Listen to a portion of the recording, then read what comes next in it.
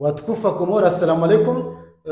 Mimwanahani miparabdu fidel sidekina imafundi wa simu sanet lungar jiro hakunyondo konga mbelungao haruma wodo wa simu sanet Dini TV Komoro, Soldat TV, Sholanga TV, Tinimapanga sur la Lune, Radio Simboussa.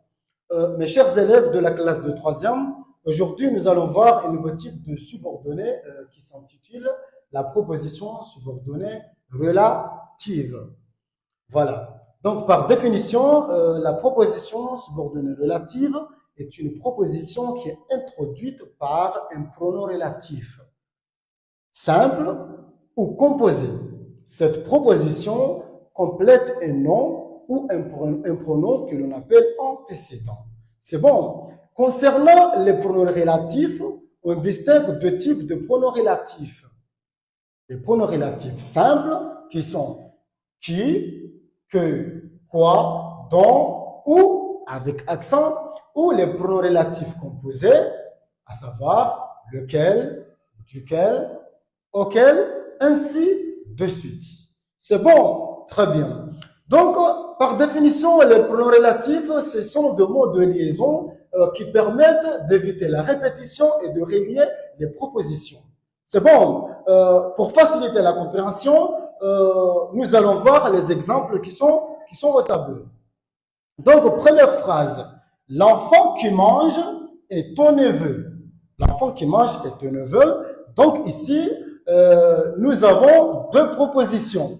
Premièrement, il y a la proposition principale qui est l'enfant est ton neveu. Il y a la proposition subordonnée qui est qui mange.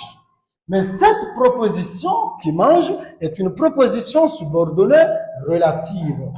Pourquoi? Parce qu'elle est introduite par un pronom relatif. Qui? Et cette proposition complète le nom enfant qui est antécédent. C'est bon. Donc, c'est la raison pour laquelle on a dit que qui mange, cette proposition est une proposition subordonnée relative. C'est bon. Très bien. Deuxième phrase, les femmes auxquelles je pense sont intelligentes. Donc ici, nous avons encore deux phrases, deux propositions. Il y a la proposition numéro 1, les femmes sont intelligentes. Deuxième proposition, auxquelles je pense. Donc, les femmes sont intelligentes, c'est une proposition principale, auquel je pense, c'est une proposition subordonnée relative. Pourquoi? Parce qu'elle est introduite par un pronom relatif composé qui est auquel. C'est bon, auquel, parce que vous savez très bien que le verbe penser, c'est un verbe intransitif, c'est un verbe transitif indirect. C'est bon, très bien. Donc ici, c'est une proposition subordonnée relative. Pourquoi? Parce qu'elle est introduite par un pronom relatif. C'est bon. Et cette proposition complète l'antécédent femme. C'est bon? Très bien. Dernière phrase. La pomme que tu manges est délicieuse. Donc, nous avons deux propositions. Première proposition, la pomme est délicieuse. Proposition principale. Que tu manges, proposition subordonnée relative parce que elle est introduite par un pronom relatif que, c'est bon, et faites attention parce que je vous avais dit que le mot subordonné que peut être une conjonction de subordination. C'est bon, mais ici, il a comme nature un pronom relatif. Donc, cette proposition, c'est une proposition subordonnée relative. Proposition subordonnée relative, ça parce qu'elle est introduite par le pronom relatif que, et cette proposition complète l'antécédent pomme. C'est bon.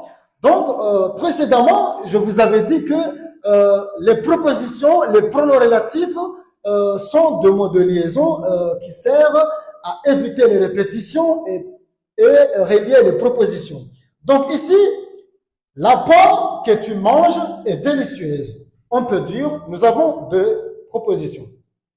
Mais on peut dire la pomme est délicieuse. Tu manges la pomme. C'est bon. Donc, il y a une répétition. Le mot pomme se répète deux fois. Donc, pour éviter la répétition du mot pomme, on doit utiliser le pronom relatif. Ainsi de suite.